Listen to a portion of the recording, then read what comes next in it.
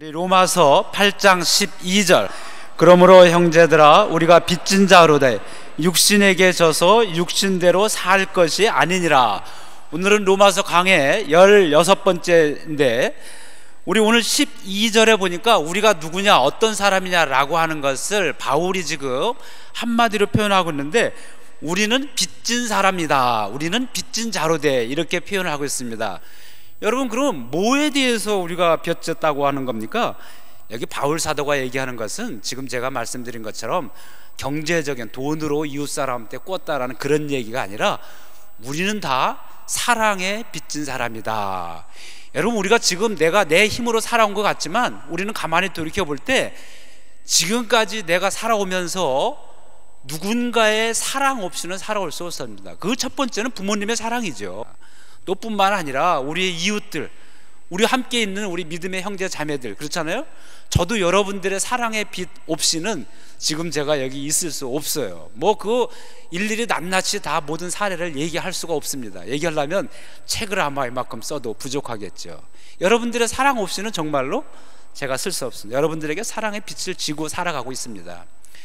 여기 바울 사도는 더 나아가서 궁극적으로 우리가 누구에게 빚진 사람이냐면 하나님에 대해서 빚진 사람이다. 여러분, 하나님께 대해서 돈 꿨어요? 아니죠. 하나님께 사랑에 빚진 자예요. 하나님의 사랑, 그 하나님의 은혜, 하나님의 우리를 인도하심이 없으면 지금 우리는 지금까지 단 한순간도 살아갈 수 없었던 존재, 그것이 바로 우리라고 하는 것을 여기 바울은 로마서 8장 12절 바로 로마에 있는 교인들에게 보내는 거예요. 그래서 빚진 사람은 빚진 것을 반드시 갚아야 되는데, 여러분, 우리가 하나님께 어떻게, 하나님의 사랑에 우리가 빚졌는데 하나님의 사랑에 대한 빚을 우리가 어떻게 갚아야 돼요? 사랑의 빚을 졌기 때문에 우리도 사랑으로 하나님께 갚아야 되는 거예요. 우리가 어떻게 하나님의 빚을 갚을 수 있겠어요? 우리가 바로 하나님을 사랑하는 것입니다. 바로 이 성경에서 말하고 있는 전체 우리들에게 주고 있는 중요한 교훈, 핵심이 뭐냐? 그 핵심을 한마디로 얘기하라고 하면은 그것은 바로 사랑이라고 하는 것입니다. 예수 그리스도 안에 나타난 하나님의 사랑, 그것이 곧 구원이에요. 그것을 이 성경 전체가 얘기하고 있는데, 그 하나님의 사랑을 받은 우리들 똑같이 마찬가지로 사랑을 해야 되는데, 누구에 대해서 사랑하느냐? 하나님을 사랑해야 되고, 그 하나님을 사랑하는 것은 우리 눈에 보이는 우리들의 이웃, 형제들에 대한 사랑으로 나타나야 된다라고 하는 것이 이 성경 전체의 말씀입니다. 그러므로 이 사랑을 하나님께 드리고 또 우리의 이웃들과 더불어서 사랑을 나누며 살아가는 것, 이것이 바로 사랑에 빚진 우리들이 사랑을 갚으면서 살아가는 그런 삶의 모습이 되는 것입니다. 그런데 여러분, 이런 그 하나님의 사랑의 빛, 하나님의 사랑에 빚진 자가 바로 우리들이라고 했는데, 그런 그 하나님의 사랑의 빛은 무엇으로 지금 우리에게 이렇게 나타나고 또 바울은 설명하고 있습니까? 더 구체적으로 하나님의 사랑이 우리에게 나타난 것을 15절에서 두 가지 단어를 통해서 설명하고 있습니다. 8장 15절 우리 다 함께 봉독하겠습니다. 시작. 너희는 다시 무서워하는 종의 영을 받지 아니하고 양자의 영을 받았으므로 우리가 아빠 아버지라고 부르짖느니라. 바울은 여기서 하나님의 사랑과 구원을 얘기하면서 종의 영 그리고 양자의 영을 비교해서 얘기하고 있습니다. 여기 여러분, 종이라고 하는 것은 노예라고 하는 말과 똑같아요. 우리 하여간 청소년들은 우리 한글 성경 이 단어들이 어려워요. 종, 노예, 이거 무슨 말인지 다 알죠? 종노예는 여기 이태리 성경 보면 스키아비, 노예라는 말이죠. 노예, 스키아비. 여기 성경에 보니까 그렇게 나와 있어요.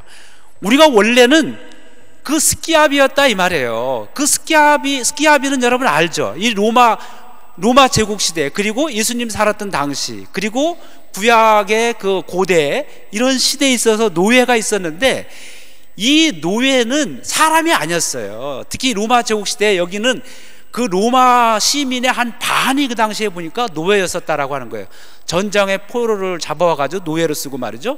그래서 그 집의 노예가 얼마나 많으냐에 따라서 그 집이 부자고 얼마나 권위를 가지고 권세를 가지고 살아가느냐라고 하는 것을 나타났어요. 그래서 노예들이 각종 뭐 이렇게 다 있어요. 목욕시켜주는 노예, 뭐 방 침대 청소하는 노예, 뭐 하여간, 그리고 더 나아가서 꼭 이런 것 몸으로만 일하는 게 아니라 이런 사무 행정 뭐 이런 것들까지도, 그래서 지식적인 노예들도 있어요. 아무튼 모든 계층에 다 노예를 사가지고 그렇게 했던 것이 바로 로마 제국 시대였습니다. 그런데 그 지식적인 노예나 몸으로 일하는 노예나 다 똑같이 이 사람들은 인권이 없었어요. 인격이 없었어요. 이 사람들은 하나의 물건이었어요. 그래서 우리가 물건 이렇게 쓰다가 처음에는 새 거 나오면 좋잖아요. 신제품 쓰는데 받아보면 어떻게 좀 낡죠. 그리고 또 새로운 게 나오면 이거 실증 나잖아요. 특히 요즘에 핸드폰 얼마나 빠르게 변해요. 살 때는 무지하게 졌는데 조금 사다 보니까 금방 나왔어. 조금 이따 살걸. 그래가지고 아직도 멀쩡한데 그냥 버리잖아요. 그래서 일부러 버리기 혼나니까 그냥 일부러 막 고장내 들여가지고 이거 할 수 없이 사야 되는 것처럼. 그리고 뭐 누가 훔쳐가라고 일부러 딱 저기 맥도날드 앞에 딱 놓고 말이죠. 그래가지고 할 수 없이 사야 되는 것처럼 뭐 이런 게 사실은 근데 실증 나니까 우리가 버리는 하나의 수단. 예, 바로 그런 거였어요. 이 로마 제국 시대도요, 노예를 사서 썼는데 쓰다가 실증 나면은 그냥 버리는 거예요. 갖다 버려도 아무 말 못해. 이건 주인의 전적인 물건이기 때문에 멀쩡해도 실증 나, 갖다 버리면 폐기 처분하면 그냥 폐기 처분 되는 거예요. 그리고 심지어는 그냥 목숨까지도 처형시켜버리고 죽여도 말 못하는 거예요. 그 자녀들 사이에서 아기가 나면 아기도 노예되는 거예요. 그 다 물건이었어요, 하나에. 그게 바로 로마 제국 시대에 예수님 살았던 당시에 노예의 삶의 모습이었습니다. 아무런 그 권리도 없고 또 나가서 책임도 없어요. 그냥 뭐 하라면 하고 그냥 뭐 그냥 죽으라면 죽고 먹으라면 먹고, 이것이 바로 노예 하나의 그야말로 물건이었던 거죠. 그래서 물건을 사고 팔고 해서 우리 살 때 그러잖아요. 여기 봐서 무슨 뭐 실밥 뜯어진 거 없나 뭐 이렇게 쳐다보듯이 자 이렇게 놓고 말이죠. 돌아봐 이렇게 해가지고 말이죠. 예? 이렇게 해가지고 뭐 이거 얼마 해가지고 물건 사고 팔듯이 했던 것이 바로 노예였던 것입니다. 사람이 아니죠. 물건이었죠. 바로 우리들이 그런 노예와 같은, 그런 하나의 물건과 같은 그런 상태였었는데, 예수 그리스도로 말미암아 우리가 노예로부터 전적으로 우리의 신분의 변화가 일어나서 이제 주인과 노예로서가 아니라 주인과 아들, 주인과 딸, 주인의 자녀로서 그렇게 우리가 변했다라고 하는 거예요. 그것을 바로 여기서는 양자의 영이라고 지금 얘기하고 있습니다. 종의 영이라고 하는 것은 노예의 상태를 얘기하는 거고, 양자의 영이라고 하는 것은 바로 아들됨을 이야기하고 있습니다. 필리 아도띠비. 그래서 이렇게 양자로. 우리 전에 지난주에도 말씀드렸지만 우리 옛날에 아주 너무 감동 있게 본 영화 중에 하나는 배너였어요. 왜냐하면 지난번에 말씀드렸듯이 우리 시대에는 희망이 없어요. 기쁨이 없었어요. 그런데 교회 가면은 막 희망이 있고 기쁨이 있었어요. 예수님 얘기 듣고 성경 얘기 들으면요 그냥 신이 난 거예요. 우리가 마침 삼손 된 것 같고 우리가 다윗이 된 것 같은 거예요. 그냥 우리 정말 이게 놀 때도요 아무 장난감 없었어요. 뭐 새총 뭐 만들고 그런 것이, 그다음에 뭐 이게 돌 갖다가 뭐 땅에다가 이렇게 뭐죠? 이렇게 쳐가지고 뭐 이런 거 하고 땅 뺏어 먹게 하고 맨날 그래서 손이 그냥 막 트고 그랬죠. 그런데 그렇게 살았는데 그런 그 소년 다윗 같은 사람이 골리앗을 물리치고 당나귀 턱뼈 하나 가지고 블레셋 전사 600명을 이런 얘기 들었을 때 우리는 정말 신났죠. 그런 이야기들은 우리에게 너무 그 삶에 대한 희망과 기쁨을 주는 그런, 그래서 우리 성경만 얘기 들으면요 신이 났던 거예요. 그게 교회의 모습이었었던 거예요. 근데 배너, 그 중에 하나도 배너였었는데, 배너 나오잖아요. 배너가 그 친구의 그 모함에 의해서 어느 날 그 유대인의 귀족에다가 갑자기 노예로 끌려가게 되죠. 그 노예는 그 당시에 아까 말씀드린 물건이에요. 그래서 이제 그 노예선 그 군함 밑에 가서 노젓는 이걸로 끌려가잖아요. 끌려 노젓는데 전쟁이 일어났어요. 근데 발에는 이제 쇠사슬이 묶여져 있죠. 노예는 뭐 이 물건 배가 침몰하면 같이 죽는 거예요. 물건이기 때문에 건질 필요가 없는 거예요. 좋은 물건은 또 건져야 되지만 하여간 좋은 물건 아닌 건 다 그냥 같이 버리는 거예요. 폐기 처분되는 거예요. 발에 쇠사슬이 묶였는데 적함하고 붙게 돼 있고, 이 사령관이 타고 있던 배에 이 배너가 있었는데 침몰당하죠. 그래서 사령관이 우리가 적구나 생각하고 죽으려고 그럴 때 배너가 살려주게 되죠. 그래서 그 사령관이 이 배너, 노예였던 배너를 자기 아들로 삼죠. 그게 바로 양자예요. 양자. 예?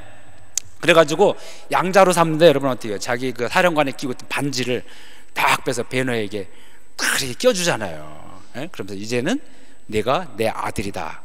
그래서 노예에서 하나의 물건이었던 그 노예로부터 그 사령관, 로마 귀족의 사령관의 아들로 변신되죠. 하루아침에 변신되고 나서 딱 반지를 끼고 자기를 모함하고 죽였던 그 친구를 찾아가죠.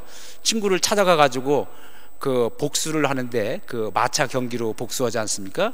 마차 경기를 하자 하면서 내가 누군 줄 아느냐 하면서 이 판에다가 이 계약하는 계약서 종이 같은 거죠. 여기다가 딱 반지를 낀 걸 딱 찍죠. 그리고 딱 보여줍니다. 이게 뭔 줄 알지? 딱 그러니까 이 살로메가 갑자기 얼굴이 시퍼래지는 거죠. 왜냐하면 이 반지의 의미를 알기 때문에, 이 반지를 보는 순간 이 배너의 신분이 뭔지를 알기 때문에, 이제는 자기가 모함해서 자기의 정적이었던 친구, 그러나 모함해서 노예로 죽어갈 수밖에 없는 그런 것이 아니라 가장 두려운, 가장 로마에서도 최고의 권력을 가지고 있는 그 사령관의 아들이라고 하는, 그 아들도 그 사람만큼 최고의 권력과 권세를 가지고 있는 것을 의미하는 것이죠. 그걸 알고 있는 거예요. 그러니까 그냥 두려워가지고 벌벌 떠는 그런 장면이 나오게 됩니다. 그렇습니다. 우리들은 다 이처럼 폐기 처분될 수밖에 없는 하나의 물건으로서의 그런 종, 노예, 스키압이었었는데, 예수 그리스도로 말미암아 우리가 하루아침에, 이 배너가 하루아침에 신분이 변화된 것처럼 양자로서 그 최고 권력가의 아들로서 신분이 변화됐다라고 하는 거예요. 여기 요한복음 1장 12절에는 바로 그것을 성경에 있는 다른 영적인 그런 언어로 얘기하고 있는데, 요한복음 1장 12절 우리 그 밑에 찾아서 함께 봉독하겠습니다. 요한복음 1장 12절 시작. 영접하는 자 곧 그 이름을 믿는 자들에게는 하나님의 자녀가 되는 권세를 주셨으니. 자, 예수 그리스도를 영접하자. 하나님께서 그의 아들 예수 그리스도를 이 땅에 보내셨는데, 그 빛으로 오신 예수님을 어둠이었던 그 당시 사람들은 빛을 거부했습니다. 그래서 그 이름을 믿지 아니하고 영접하지 않았는데, 그 예수라고 하는 이름, 예수님을 영접하는 그 사람에게는 하나님의 자녀가 되는 권세를 주셨다고 그랬어요. 그래서 예수 이름을 영접하는, 예수 이름을 받는, 예수님이 나의 구세주입니다. 예수님 오십시오. 내 마음에 오십시오. 내가 예수님을 주님으로 영접합니다. 예수님을 웰컴 하고 받아들이는 사람에게는 하나님의 자녀가 되는, 하나님의 아들과 딸이 되는 이런 그 신분의 변화가 일어나고 그런 권세를 가지게 되었다라고 하는 겁니다. 우리가 하나님의 자녀가 되었다라고 하는 것은 여기 영화 배너에서 봤던 것처럼 노예라고 하는, 함께 영원히 죽을 수밖에 없는, 아무런 자유도 없는, 그런 책임도 없고 의미도 없는 이런 신세로부터 모든 것들이 다 쇠사슬이 끊어지고, 그리고 우리가 자유롭게 되고 우리가 해방되고 했다라고 하는 것을 의미하고 있습니다. 여기 성경은 하나님께서 나는 거룩한 자이니 너희들도 거룩하라 라고 하면서 하나님께서 거룩한 법을 주셨는데, 그것이 곧 구약에 나오는 율법이에요. 레위기, 신명기, 출애굽기에 다 나오는데, 거기 특별히 레위기 25장에 보면 하나님께서 그렇게 얘기했어요. 내가 거룩한 자인데 너희들이 이러한 법을 지켜야 된다라고 하면서, 특별히 레위기 25장에는 희년에 관한, 희년은 우리 말로 풀어하면 기쁨의 해죠. 그런 그 희년을 주면서 그렇게 얘기하고 있습니다. 레위기 25장 10절 우리 다 함께 봉독하도록 합시다. 시작. 너희는 50년째 해를 거룩하게 하여 그 땅에 있는 모든 주민을 위하여 자유를 공포하라. 이해 너희에게 희년이니 너희는 각각 자기의 소유주로 돌아가며 각각 자기의 가족에게로 돌아갈지니라. 여기 50년째 해를 희년이라고 해서, 그래서 이 희년은 이거 하나님의 은혜의 기쁨의 해인데 희년을 주빌로와 여러분 알죠? 그래서 이때는 모든 사람들에게 자유를 공포하라. 하나님이 주시는 자유, 하나님이 주시는 해방의 해다라고 얘기하는 거예요. 그리고 나그네 되었던 사람, 또 이렇게 모였던 사람 다 자기 고향으로 돌아가라. 우리 인간은 누구나 고향을 추구하며 살아가게 되죠. 그 고향으로 가족에게로 다 돌아갈지라. 그렇게 하면서 말하기를 39절 42절 우리 함께 봉독합시다. 시작. 너와 함께 있는 내 형제가 가난하게 되어 너는 그를 종으로 부르지 말고 그들은 내가 애굽 땅에서 인도해 낸 내 종들이니 종으로 팔지 말 것이다. 자, 우리가 살아가는데 여기 그 당시에 물론 구약 시대에도 노예 종들이 있었어요. 그런데 그 노예 너희들은 내가 애굽 땅에서 너희들이 노예였던 너희들을 구해냈기 때문에 너희들은 너희들이 이 땅에 살아가면서 너희들끼리 서로 종으로 노예로 삼지 말아라 하는 거예요. 여기 그 당시에 가난한 사람들 아까 빚진 사람은 빚을 갚아야 된다고 그랬잖아요. 근데 돈이 없어 못 갚았어요. 그러면은 돈을 갚기 위해서 몸을 파는 거예요. 그래서 그 몸으로 종을 삼은 거예요. 그래서 50년 동안 노예 생활, 10년 동안 노예 생활, 이것이 바로 몸을 팔아서 빚을 갚으면서 노예가 됐는데, 돈이 없어서 빚을 못 갚았다 하더라도 너희는 그 당시에 사람들이 했던 것처럼 너희들끼리 노예를 삼지 말아라 이 말이에요. 너희들은 다 똑같은, 내가 사랑하는, 내가 똑같이 너희들을 구원하고 사랑하는 나의 백성들이고 나의 아들이고 나의 딸들이다, 그렇게 하는 거예요. 내가 애굽 땅에서 낸 내 종들이니 내 사람들이라 이 말이에요. 너희들이 스스로 가지고 있는 세상적인 물질로 말미암아 사람을 너희 밑에 두어서 종이나 노예로 삼지 말아라. 하나님께서는 모든 백성들을 만드시고요, 모든 사람들을 만드시고 이 모든 사람들이 똑같이 자유롭고 평등하고 평화롭게 사랑하면서 서로 살아가게 만드셨어요. 하나님이 만드실 때, 야, 너는 말이지 저 사람들 네 밑에 노예로 부리면서 살아라, 너는 저 밑에 내려가서 그렇게 노예로 굴복하면서 살아가라, 그렇게 하나님께서 만드시지 않았다라고 하는 거예요. 이게 하나님의 법이 그래요, 하나님의 뜻이. 근데 여러분, 놀랍게도 이 옛날에 과거에 고대 중세의 이 교회들은요, 이 교회 지도자들이 그런 게, 노예는 정당하게 어떤 사람 주인 밑에서 노예로 생활하는 것은 성경적이다, 이러한 그 발표를 한 교회들도, 그런 시대들도 있었어요. 이런 시대에 교회는 겉으로는 컸지만 그런 것들을 가리켜서 세계 역사가들은 암흑의 시대다, 이렇게도 얘기했는데, 아무튼 하나님의 뜻은 바로 신년에서 나타나는 것처럼 모든 사람이 자유롭고 모든 사람이 평등하고 평화롭게 행복하게 살아가는 것, 그것이 바로 하나님의 뜻이고 레위기에서 나타나는 거예요. 그런데 여기 구약에서뿐만 아니라 예수님께서 바로 이 레위기에 나타나는 신년과 하나님의 은혜, 하나님의 은총을 모든 사람들에게 베푸는, 이것이 바로 내가 이 땅에서 해야 될 나의 사명이다 라고 예수님께서 사명 선언을 하셨습니다. 누가복음 4장 18절 19절 우리 함께 봉독하겠습니다. 시작. 주의 성령이 내게 임하셨으니 이는 가난한 자에게 복음을 전하게 하시려고 내게 기름을 부으시고 나를 보내사 포로된 자에게 자유를, 눈먼 자에게 다시 보게 함을 전파하며 눌린 자를 자유롭게 하고 주의 은혜를 전파하게 하려 하심이라 하였더라. 주의 성령, 하나님의 영이 내게 임하셨는데 이것은 가난한 자에게 복음, 기쁨을 전하게 하신다는 거예요. 여러분, 이 당시에 예수님이 살았던 갈릴리 나사렛에 다 가난한 사람이었어요.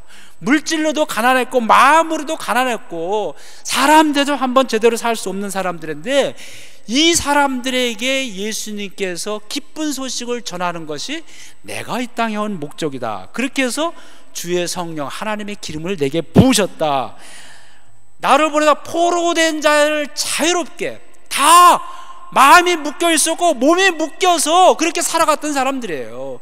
로마 제국의 그 로마 황제에 묶여 있었고요, 그 유대 통치자들, 유대 헤롯 왕에게 묶여 있었고, 심지어는 그 예루살렘의 대제사장, 예루살렘의 성전에서 하나님과 백성들 사이를 이렇게 인도해서 하나님께 죄를 사함을 받고 말이죠, 중보해야 될 이런 대제사장들도요, 백성들의 그런 눈물과 고통 관심이 하나도 없었어요. 이 사람들의 관심은 이 성전에서 나오는 이득, 이것만, 여기에 그냥 눈이 그냥 시뻘갰어요. 그것이 예수님께서 그것을 책망한 것이 예루살렘에 올라가서 성전 정화 사건인 거예요. 내 집을 장사하는 집으로 만들지 말아라 말이지. 강도의 소굴로만. 무슨 강도예요? 돈 빼앗는 강도. 소굴은 뭐예요? 본부요. 헤드쿼터, 본부.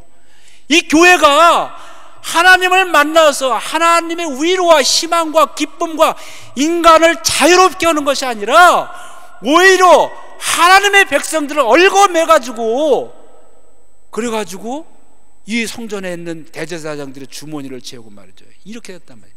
그래서 예수님께서 막 채찍을 가지고 막 둘러쳤던 거예요. 예수님께서 하셨던 최초의 그 성전 개혁 운동이시죠. 개혁 운동이신 거예요. 그렇게 하시면서 예수님께서 내가 온 것은 이렇게 포로 된 자에게 자유를, 눈먼 자를 다시 보게 하고 눌린 자를 자유롭게. 19절, 그러니까 주의 은혜의 해, 이것이 바로 희년해. 하나님의 은혜, 진정한 하나님이 우리 누구에게나 주시는 하나님의 자유와 하나님의 사랑과 하나님의 평화와 기쁨을 내가 전하기 위해서 이곳에 왔다라고 예수님께서, 이것이 나의 사명이다, 그렇게 예수님께서는 자신의 사명 선언을 하게 됐어요. 그런데 이런 그 예수님으로 말미암아 예수님의 이름을 영접한 우리들은 이제는 그 옛날의 노예와 같은 노예의 영, 종의 영, 그것은 무서워하는 영에, 두려워하는 영에, 주인이 두렵고 주인이 무서운, 언제 자기는 하루아침에 파리 목숨처럼 날아갈 줄 모르는 그런 신세였어 살고 있었는데, 그런 그 무서움과 두려움에서 살아가는 것이 아니라 예수 그리스도로 말미암아 권리와 인권을 가진 하나님의 형상, 자기 주인과 같이 똑같은 고귀한 존재로서 살아가는 그런 인간이 되었다라고 하는 거예요. 그래서 여기 15절에 보니까 15절, 8장 15절 우리 다시 한번 봉독합시다. 8장 15절 시작. 너희는 다시 무서워하는 종의 영을 받지 아니하고 양자의 영을 받았으므로 우리가 아빠 아버지라고 부르짖느니라. 양자의 영, 내가 이제 아들이 되었다라고 하는 거예요. 아들이 되었다라고 하는. 그래서 아빠 아버지라고 부르게 돼 있다. 이 종을 두려움의 대상으로 보는 것이 아니라 우리가 하나님을 아버지라고, 이렇게 아빠 아버지라고 부를 수 있게 되었다라고 하는 거예요. 여러분, 여기 예수님 당시에 실제로 그랬어요. 예수님 당시에요, 그 로마 제국 시대에 기독교가 많이 박해를 받았잖아요. 그런 박해를 받은 여러 가지 이유가 있는데 그 중에 하나는 뭐냐면, 이 교회 다니는 사람, 예수라고 하는 이 도를 믿는 사람들은 사회 질서를 어렵힌다, 그렇게 했어요. 그 당시에 사회 질서는 뭐냐면 주인과 노예가 분명히 구분이 돼 있었어요. 그래서 이 주인은 노예를 아까 말씀드린 것처럼 마음대로 자기 물건이에요. 그러니까 쓰다가 실증 나면 버려도 돼요. 그냥 아직도 멀쩡해도 그냥 갖다 버리면 그만이에요. 끝이에요. 그것이 바로 그 당시에 주인과 노예, 종과의 그런 상관관계였었는데, 근데 어느 날 예수 믿는 무리들이 나타나는데, 예수 믿는 무리들은 다 보니까 프라텔로, 예? 아니 이거 뭐야? 한 집에서는 주인하고 노예, 감히 주인의 얼굴도 쳐다보지 못하고 허라는 대로만 하고 죽으라면 죽는 게 노예인데, 예수 믿는 사람들 그 그룹에 가니까요, 여기서 주인님 굽실굽실하던 사람이 와가지고 말이죠, 자기 주인한테 프라텔로 하면서 말이죠, 이거 껴안는 거. 아니 이런 발칙한 것이 말이야, 이거 있을 수가 없는 거예요. 예? 그리고 그 당시에 여자들, 어린아이들, 이건 뭐 사람 숫자도 안 꼈죠. 그런데 가니까 다 그냥 아주 너무나 당당한 주인이 되고, 여자도 어린아이도 똑같은 하나의 그 어른처럼 말이야, 남자 어른처럼 그렇게 취급을 했고, 형제님 자매님 하면서 서로 안아주고 껴안는데 말이죠, 이거 완전히 로마 사회 질서를 무너뜨리는 말이지, 위계 질서, 이렇게 생각해가지고 이거는 아주 굉장히 진보적인 혁명적인 사상이다, 이런 기독교 사상이 있으면 이게 사랑이고 이게 평화라면은 이건 로마 제국의 질서를 무너뜨리는 거다, 그렇게 해서 이 기독교 사상을 위험한 급진 사상이다 해서 박해한 그런 것도 하나가 됩니다. 여기 여러분 바로 그런 거예요. 그런데 실제로 교회에서는 그랬어요. 예수 믿는 사람들은요 노예라고 취급됐던, 물건 취급받던 사람들도 똑같이 하나의 형제 자매로서, 하나님의 형상으로서, 고귀한 자로서 서로 한 형제 자매처럼 맞아주고 말이죠. 그렇게 살아가는, 그게 바로 사랑의 공동체고 평화의 공동체고 평등과 서로 존중하는 그런 것만이 있는, 그것이 바로 초대교회였던 거예요. 여기 그래서 이 초대교회가 그랬는데, 바로 이 바울이 지금 그것을 얘기하고 있는 거예요. 그래서 우리는 우리의 주인, 우리가 노예로서 주인을 받아보는 게 아니라 그 우리의 주인을, 우리가 우리 주인의 아들이 됐기 때문에 우리는 그 아버지를, 이제는 주인을 무섭고 두려운 존재로 쓰고 아니라 자기 아버지. 여러분, 아버지 볼 때 어떤 생각이 들어요? 예? 아버지 볼 때는 뭐, 저희 아버님도 벌써 하나님 나라 가셨습니다만, 아버지를 생각할 때는 항상 그리움이 있잖아요. 그 말로서는 설명할 수 없는 존재론적으로 우리에게 오는 그 아버지 개념, 그 의미가 있는 거예요. 그것이 우리한테 확 들어오는 거예요.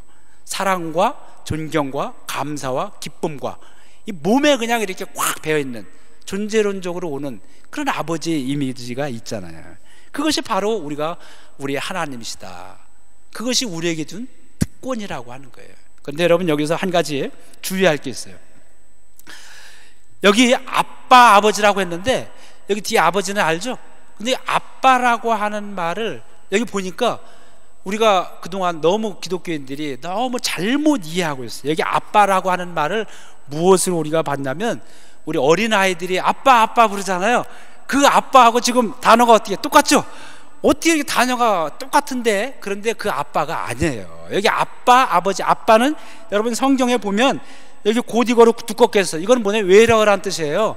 아빠는 그 당시에 예수님이 썼을 때 썼던 언어 중에 하나가 헬라어, 히브리어, 아람어 썼는데 아람어의 아빠예요. 그래서 단어가 보면 ABBA, 아빠예요. 아빠. 근데 그걸 소리 나는 대로 그냥 하니까 아빠가 되는 거예요. 아빠. 그런데 이 아람어의 아빠라고 하는 것은, 우리가 지금 우리말로 아빠는 어린아이들이 아빠를 가깝게 아주 친근하게 부를 때 아빠 그러는 거 아니에요. 우리 시대는 그렇게 못 불렀죠. 아버님 이렇게 했는데, 지금은 누가, 우리 성령이 우리 권사님한테 아버님 안녕하셨습니까? 이렇게 하지 않을 거란 말이죠. 아빠 하고 이렇게 하는데, 여러분, 여기 성경에 나오는 아빠는 그런 개념이 아니고, 여기 아람어의 아빠는 우리말의 아버지와 똑같습니다. 그래서 여기 실제 우리 헬라어 성경에 보면 아빠 바테르 이렇게 나오는데, 바테르는 헬라어의 아버지죠. 근데 그 당시에 헬라어도 쓰고 히브리어도 쓰고 아람어도 쓰면서 같은 그 헬라어 사람도 많고 유대인도 많고, 그래서 아람어와 헬라어를 두 번 연속해서 부른 거예요. 우리도 어떤데 이태리어와 한글어 같이 막 섞어서 막 쓰잖아요. 편하게. 그런 거와 똑같은 거예요. 그래서 아람어 쓰는 사람들에게 아빠, 그 다음에 헬라어 쓰는 사람들에게 파테르, 그래서 아빠, 아버지. 이거 우리말로 다시 의역해서 외래어 말로 그대로 하면은 아버지, 아버지 이렇게 두 번 연속해서 부른 것과 다름이 없는 거예요. 그런데 그래서 보니까 대부분의 목사님들이, 여기 예수님께서는 구약 당시, 그 당시에 아버지 하나님을 감히 두렵고 무서운 그런 존재이기 때문에 우리가 아빠 부르듯이 아빠 이렇게 부르지 못하고 이름도 감히 부르지 못했다 이렇게 했는데, 그렇지만 예수님께서는 실제 아버지시기도 하고 하나님을 아주 그런 친근한 그런 걸로 해서 아빠, 아버지 이렇게 부르셨다. 그래서 우리들에게도 그런 권세를 줬으니까 우리도 아빠 그렇게 부릅시다. 그거 우리들에게 준 권세입니다. 대부분 목사님들이 거의 다 그렇게 말씀을 전해주셨어요. 아마 여러분들도 그렇게 대부분 들었을 거라 생각됩니다. 그러나 여기는 그 의미도 없는 것은 아니지만, 성서에 있는 말 그대로라면 그런 의미는 아니라고 하는 거예요. 오히려 여기 그 아빠라고 하는 그런 의미보다는 이 아버지가 주는 의미, 그 로마 제국 시대나 또 이 유대인 사회에서 아버지는요, 그 모든 가족들을 책임지는 그런 사람이었어요. 그래서 그 모든 것들을 책임지고 먹여 살리고 돌봐 줌과 동시에, 그래서 그 가장의 최고의 권위를 가지고, 그리고 또 자녀들은 우리들을 보호해 주시고 사랑해 주시는 아버지이기 때문에 진정으로 아버지의 그 사랑과 그런 권위에 머리 숙여 존중하고 감사하고, 그리고 아버지의 말씀을 무조건 믿고 따르는 그런 관계였었는데, 그런 것이 바로 아버지였어요. 물론 요즘 시대는 아버지가 시세가 많이 없어졌습니다만, 아무튼 그래서 여기에 나오는 아빠 아버지라고 하는 것은, 예수님께서 부르셨던 것은 오히려 그런 의미에서 우리가 아버지에 대한 진정한 존경과 감사와 사랑을 드려야 될 존재로서의 아버지를 얘기하고 있습니다. 여기 예수님께서 그걸 받을, 예수님께서 여기 로마서에도 나오지만 우리 마가복음 14장 36절은 마지막에 땀방울이 핏방울이 되어서 기도하실 때, 사역의 마지막 순간에 예수님께서 바로 아빠 아버지 부르셨어요. 우리 마가복음 14장 36절 우리 함께 봉독합시다. 마가복음 14장 36절 시작. 이르시되 아빠 아버지여, 아버지께는 모든 것이 가능하오니 이 잔을 내게서 옮기시옵소서. 그러나 나의 원대로 마옵시고 아버지의 원대로 하옵소서 하시고. 여러분, 지금 예수님께서 사역의 마지막인데 이제 하도 이 십자가를 지셔야 되는데 이것이 고통스럽고 괴롭고 갈등이 나는 거예요. 그래서 기도하시는데 땀방울이 얼마나 애쓰면서 고민하면서 계시면 땀방울이 핏방울이 되도록, 우리가 잘 아는 겟셋마네 동산의 기도시잖아요. 그렇게 기도하시면서 뭐라고 그러냐, 아빠 아버지요, 이렇게 막 울부짖으면서 기도하셨어요. 근데 여러분 생각해 보세요. 지금 땀방울이 핏방울이 돼서 기도하시는데 무슨 데디 하는 것처럼 아빠, 이거는 상황이 맞지가 않는 얘기죠. 그렇죠? 예?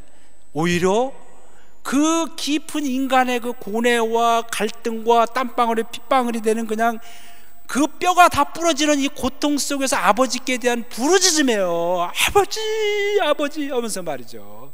나를 살려주세요. 그것은 나의 모든 괴로움과 고통을 아버지만이 살릴 수 있다라고 하는 거예요. 전적으로 아버지께 모든 것을 내어 맡기고 아버지께 의탁하는 그거예요. 그런데 예수님께서 마지막으로 그러나 내 뜻대로 마시고 아버지의 원대로 마옵소서.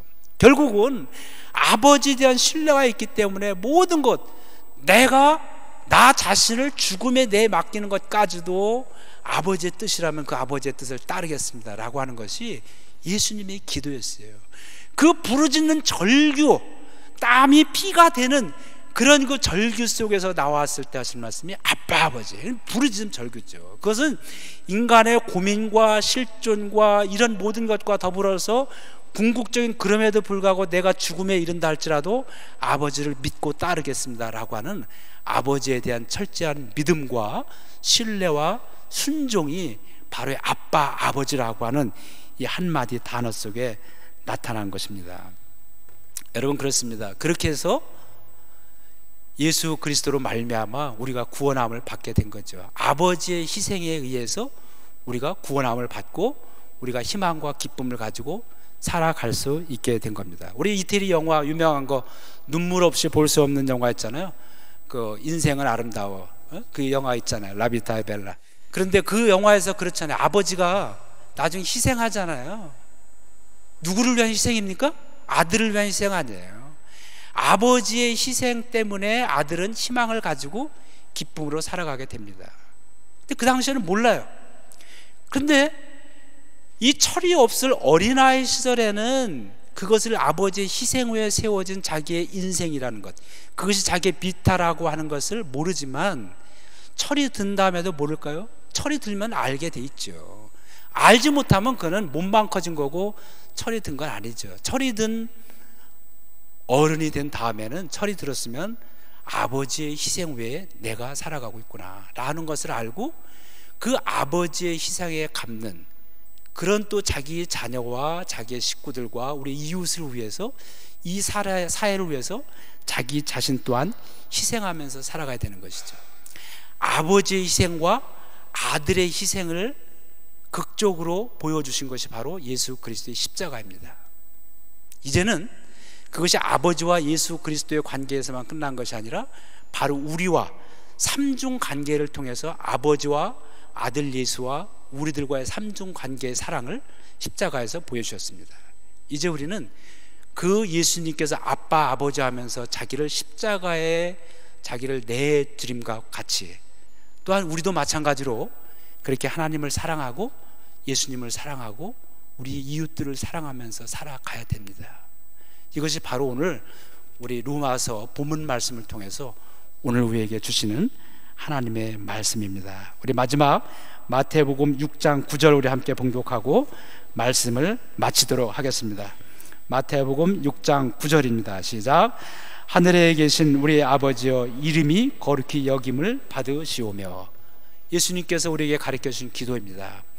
여러분, 우리 아버지의 이름을 높이면서 아버지의 사랑을 바라보면서 감사하고 존경하고 그에게 정말 우리의 모든 것들을 아버지께서 나를 희생해 주시고 사랑하신 것처럼 저도 아버지를 그렇게 사랑하겠습니다, 우리 이웃들을 그렇게 사랑하면서 살겠습니다 라고 하는 결단을 하시는 사순절이 되기를 주님의 이름으로 축원합니다.